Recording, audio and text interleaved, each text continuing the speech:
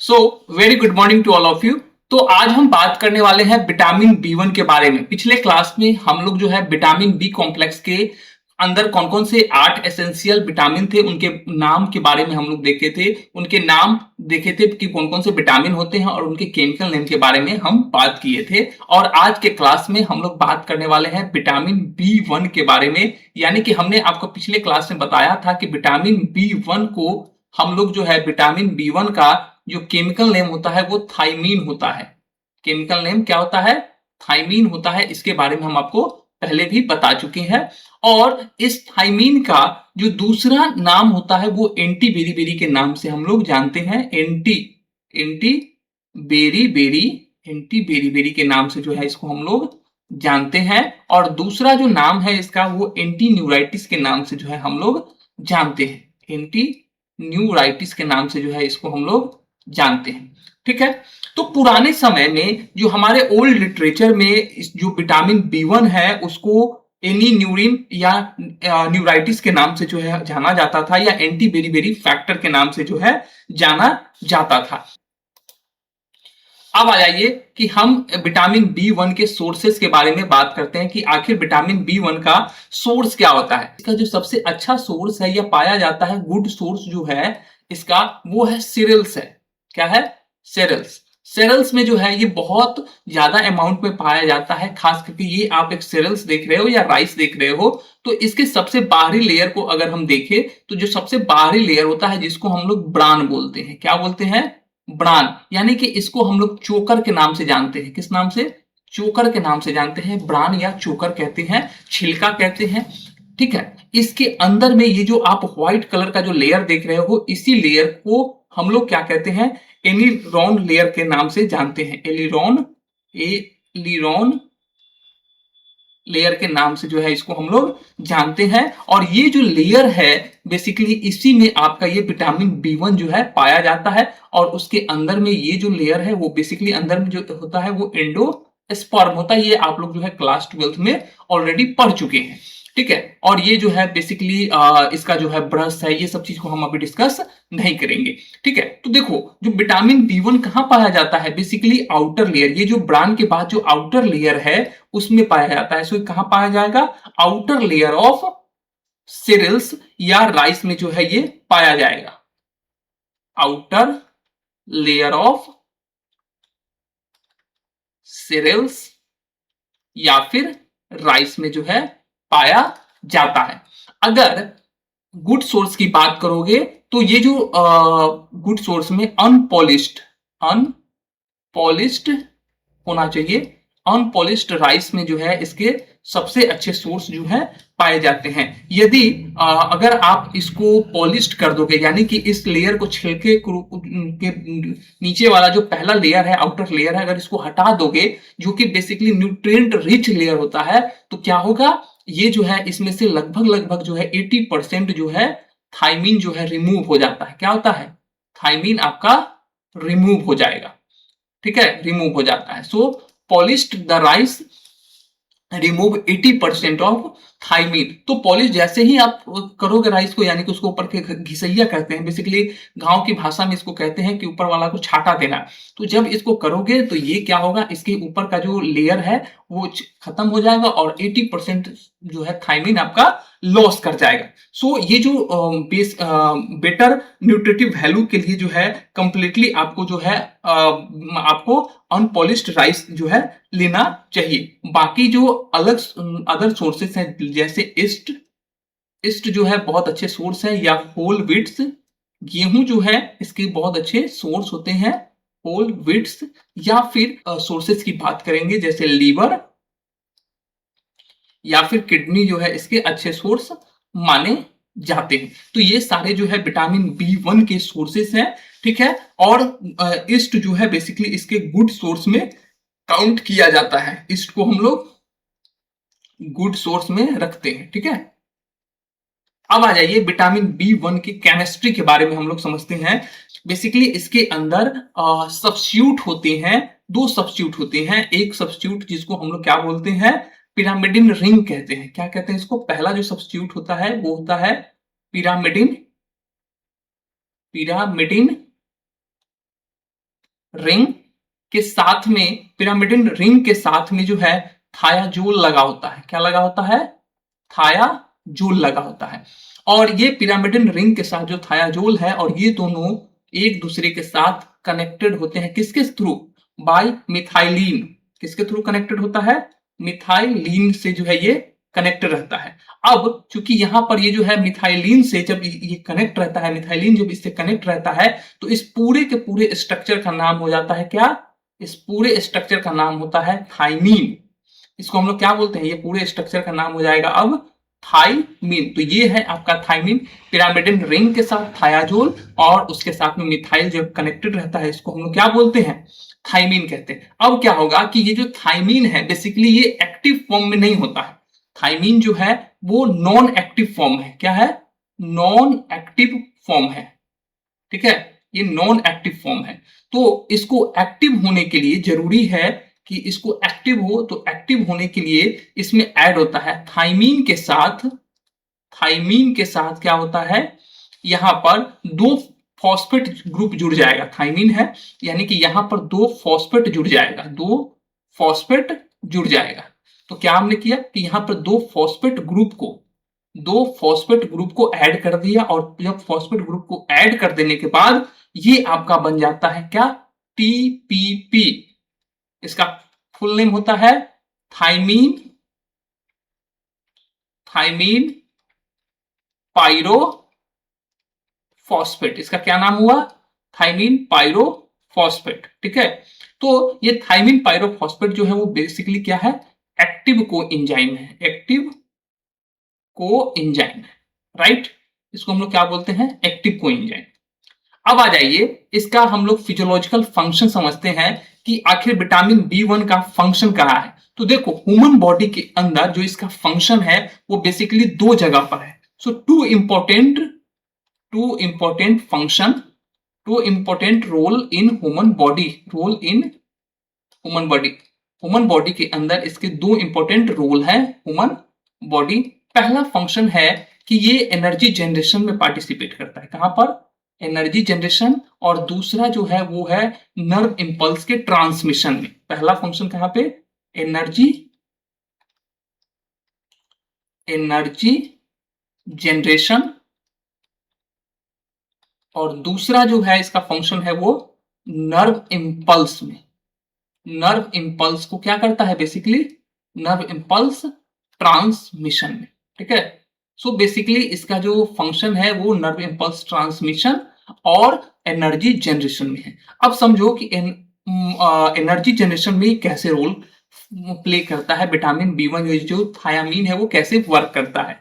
सो thiamine का जो requirement है, जो आपका थायामीन है, इसका रिक्वायरमेंट होता है बेसिकली कार्बन कार्बन के बीच में जो बॉन्ड है, कार्बन कार्बन के बीच में जो बॉन्ड है, इसको क्लीवेज करने के लिए। So cleavage of carbon bond, so thiamine required for cleavage of carbon bond.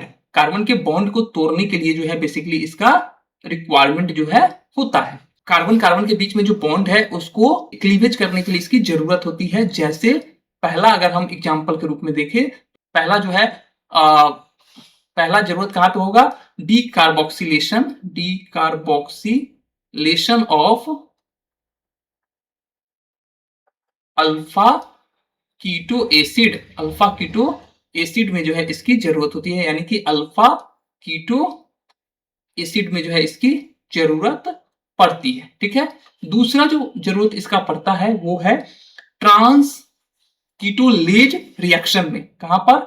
Trans कीटोलेज reaction में। ट्रांस कीटोलेज रिएक्शन खास करके कहां पर? In the HMP shunt. HMP shunt में, एचएमपी संट। ठीक है, तो वहां पर जो है इसकी जरूरत पड़ती है। बेसिकली ये पाथवे है जहां पर ग्लूकोज मेटाबॉलिज्म होगा। Pathway of glucose metabolism. Glucose metabolism में जो है इसका रोल होता है, राइट। अब आ जाइए हम बात करते हैं कि जो पहला जो हमने कहा कि डीकार्बोक्सिलेशन होगा अल्फा कीटो का, उसमें थायामीन का रिक्वायरमेंट क्या होता है? So first thiamine required for decarboxylation of alpha keto acid जो अल्फा कीटो एसिड है, अल्फा कीटो एसिड में जहां पर आप बात करोगे कि जहां पर फॉर एग्जांपल के रूप में आप समझिए, फॉर एग्जांपल हम बात कर लेते हैं, एक एग्जांपल ले लेते हैं पाइरुवेट का। ये जो पाइरुवेट है, पाइरुवेट को ब्रेक डाउन, पाइरुवेट जो है कन्वर्ट होगा किसमें, एसिटाइल को एंजाइम में, एसिटाइल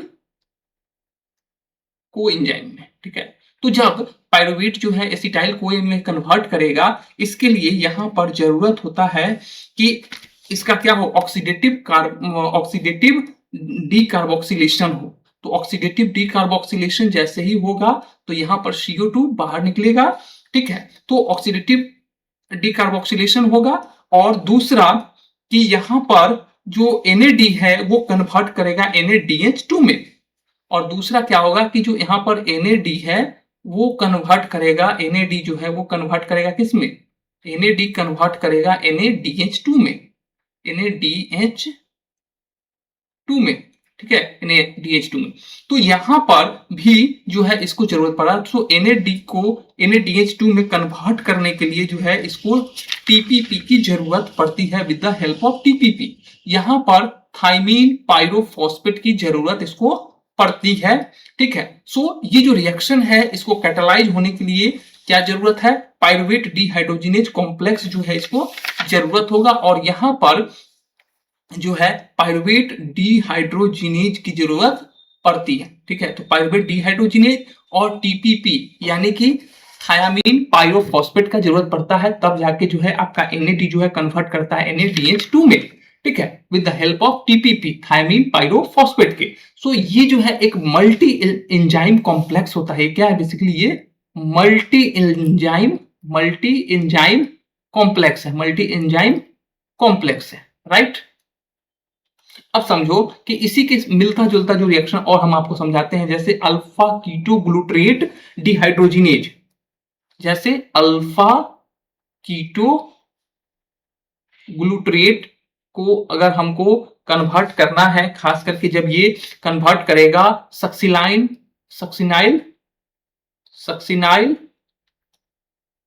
को ए में, तो इसके लिए भी जरूरत है इसको अल्फा कीटो ग्लूट्रेट डिहाइड्रोजिनेज का, किसका जरूरत पड़ेगा, अल्फा कीटो ग्लूट्रेट डिहाइड्रोजिनेज का इसको जरूरत पड़ता है। तो ये जो रिएक्शन है वो बेसिकली अल्फा कीटो ग्लूट्रेट डिहाइड्रोजिनेज के प्रेजेंस में हो रहा है। तो इस तरह से जो है ये रिएक्शन होता रहता है। अगर हम ब्रांच चेन की बात करें, अगर इसमें जो ब्रांच चेन में जो इन्वॉल्व एमिनो एसिड होंगे वो कौन कौन से होते हैं, सो branch chain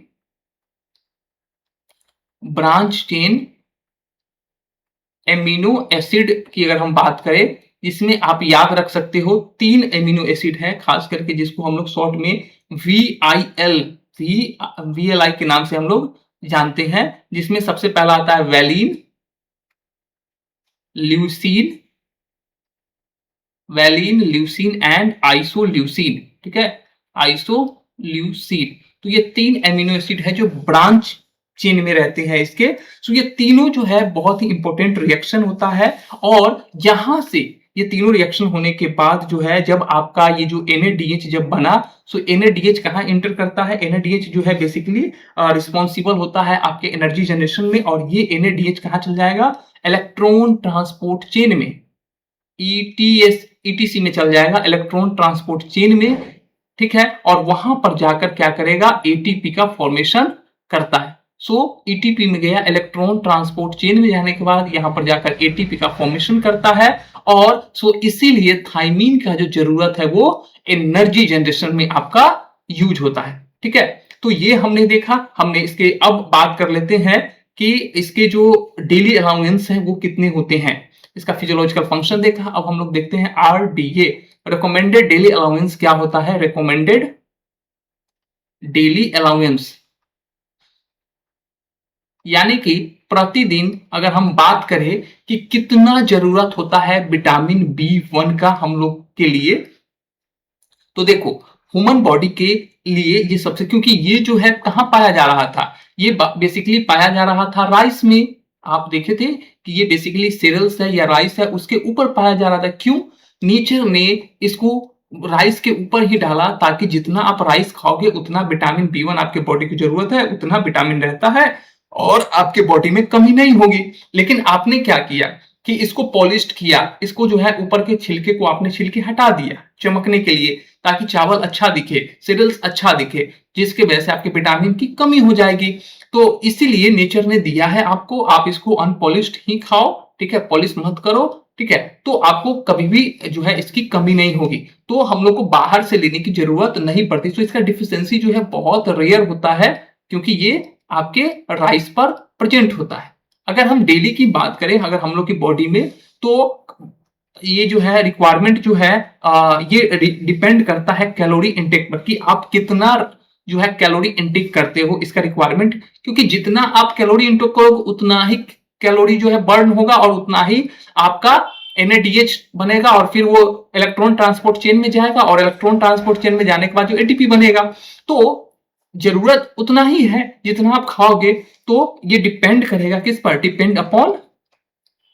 depend upon calorie intake. जितना कैलोरी आप इनटेक करोगे उसके ऊपर ये जो है डिपेंड करने वाला है। सो जनरली एक जो है जरूरत पड़ता है वो है 0.5 mg, 0.5 mg पर 1000 KCl कैलोरी पर जो है आपको जरूरी पड़ता है, KCl कैलोरी पर जो है आपको ये जरूरत पड़ता है, ठीक है। तो अगर हम एक एडल्ट की बात करें, तो एक एडल्ट को डेली कितना किलो कैलोरी एनर्जी चाहिए?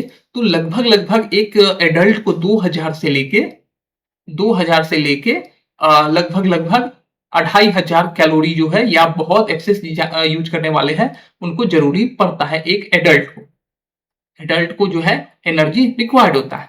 तो इसके हिसाब से अगर हम प्रतिदिन का देखें, तो 1 से लेके 1.5 मिलीग्राम mg पर डे जो है एक रिक्वायरमेंट जो है हम लोग को होता है। 1 से लेके 1.5 मिलीग्राम पर डे जो है आपको थायमीन का रिक्वायरमेंट रहता है, ठीक है, थायमीन का रिक्वायरमेंट रहता है। अब अगले क्लास में हम लोग देखेंगे कि थायमीन के वजह से कौन कौन सी बीमारियां होती हैं, उनके डिफिशियंसी की वजह से।